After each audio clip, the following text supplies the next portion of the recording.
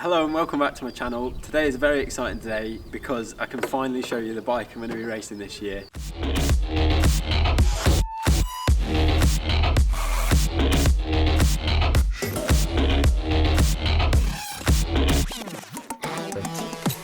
I absolutely love riding this bike. It's the bike that I actually finished the season on in 2019, albeit a different bike. It's still a BMW S1000RR.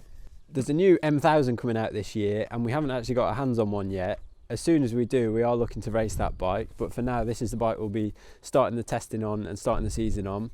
Today is also the very first day I get to ride the bike, which I can't tell you how excited I am. It's been a while since I rode a bike. October at the last British Superbike round was the last time I rode a bike.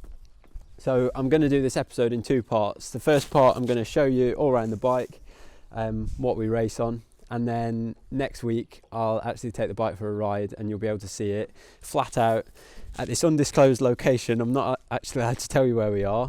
But the real reason we're actually here is to get things like my handlebars set up, my foot pegs and everything in the right position to where I had it before, and also to test some engine braking maps. Because we can go really high speed here, we can also brake really hard and test some engine braking things. So there's lots of little things we can try today and get through. But before we get to riding the bike next week, I'll show you all around my bike today. And I think you'll agree this is one of the best looking bikes on the grid. I absolutely love the Batham's livery and it really stands out at racetracks. No one else runs these colours, so it really stands out, which is great for people that are watching at home, especially my nan when she's watching at home. She likes to be able to see me. So I'll talk you through what we change on this bike compared to a road bike, and yeah, I hope you enjoy it. So although a Superstock bike you would imagine would be fairly standard, as this class is basically about riding bikes that come from a showroom, pretty much everything on it isn't standard. So the first thing you'll notice is the bodywork. We take off the road bodywork and we replace it with CRC fairings from reactive parts. These are obviously custom painted as well. They take these to Rage Designs and these are painted with the Batham's graphics. Most of this is actually vinyl that they cut out on a sticker machine, lacquer over the top, and then put all our team sponsors on as well. We use standard thickness discs, but these are actually the Brembo discs as well as the pads that we use. They have slightly better performance than standard ones, and that's why we use those, although they are quite expensive. We also use the standard forged aluminium wheels. Although you can use the carbon wheels in Superstock, we actually use the aluminium ones during the season, and the calipers are the standard BMW calipers. Although we do change the brake lines and we use Hell brake lines throughout the bike, front and rear. We also change the front brake and clutch lever, as well as a front brake guard. If you're not a track dayer or racer, this guard is basically there in case you come into contact with another rider. It stops you from hitting your front brake. We also use Alpha Racing throttle, body and switches. We also change the rear brake. In stock 1000 you can only have either a foot rear brake or a thumb rear brake. I run a thumb rear brake, whereas Richard, my teammate, uses a foot brake. In Superbike you'll see some riders actually run a foot and a thumb brake. The reason you do that is for going into corners. Riders going into a right hand corner would prefer a thumb brake as the foot isn't getting in the way. But then as you come in out of corners and the bike's trying to wheelie, especially over crests at places like Alton Park, you use a foot brake because you can get a lot more pressure through it than you can through a thumb brake, and it has a lot more stopping power. If we move to the back of the bike, we've got an Arrow exhaust and GB Racing engine covers for crash protection. The Arrow exhaust gives a performance upgrade, which is why we swapped the exhaust from the standard one. We also use Litec rear sets, which are really good. You can adjust the position on these so you can get it exactly where the rider wants it. We use custom seats. These seats can actually be modified, so depending on the rider's preference, someone like Richard, who's a smaller rider, will actually have a piece of foam here which we get moulded into this seat, and that keeps the rider sat further forward. My seat is somewhere in between Richard's one and someone like Michael, Michael's a bit bigger, so he'll sit right at the back of the bike. Moving on to the other side of the bike now, we use Renthal sprockets and Tsubaki chains which come from B&C Express. All these gear linkages, they're also not standard. We also, I mentioned it on the other side, but the Litec rear sets, we then use the same gear lever as well as a H&M quick shifter. And the rear suspension is also changed, so we use a K-Tech rear shock. K-Tech have worked with this team for a long time now, and I've worked with them for a few years as well. It's really great suspension that they give us really good support as well. So we're really thankful for the help we get from K-Tech, and I'd highly recommend their stuff.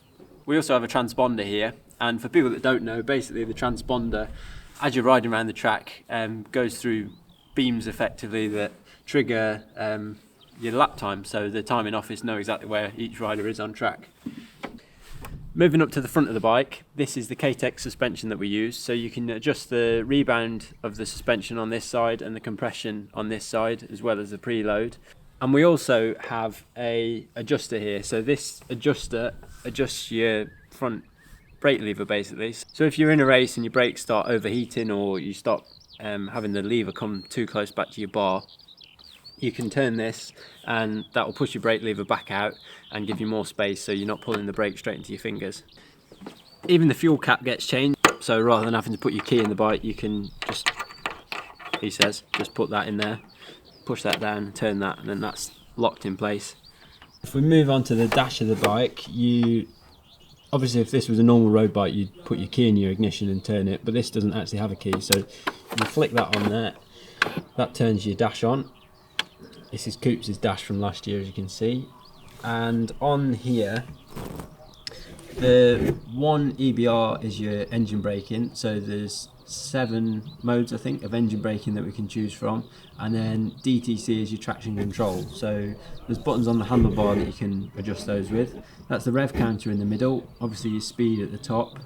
On the right hand side you'll see here dry one, that's the map you're in, so we can load different maps into the bike and change that on the handlebars. That's your gear that you're in, and then this automatically triggers as you go across the start and finish line, and we'll do your lap time. So that was your last or your best lap was there before. What do you want me to do there? Just advertise this sort of stuff.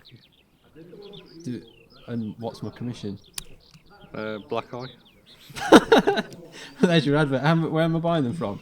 Where are we buying them from, John? Can you look cheerful so people actually are interested in buying them? Look cheerful, just wear it. Do an advert for me now. Where am I buying them from, John? MichaelRutter200.com, please. Do I get to keep this one? You can have 5% discount. You can have Michael's share off. All right, cool. That's very generous of you. I feel like my video got hijacked there from Michael Rutter advert, and I've got to wear his hat.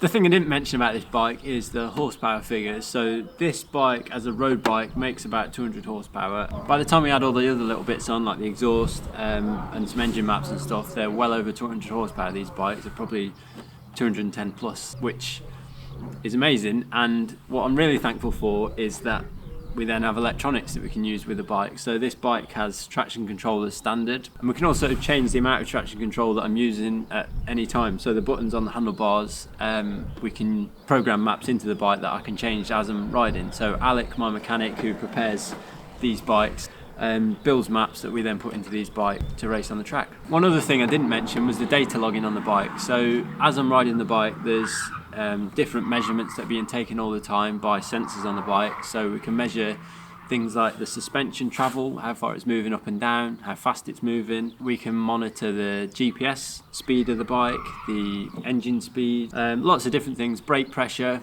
and all of that data is then collected whilst I'm riding, and then we plug a laptop into the bike at the end of each session, and all the data is downloaded, and then we can compare that to old data we got from the bike, the previous session. I could compare it to Michael's data or Richard Cooper's data as well if we're riding on a race weekend. So there's lots we can do with that, and it's basically just a computer keeping track of everything that's going on the bike whilst I'm out there racing. That's my bike for 2021 as we currently are. When the new M1000 comes, I'll do an updated video on the M1000 and the differences on that bike, because there's quite a few little upgrades on that bike coming.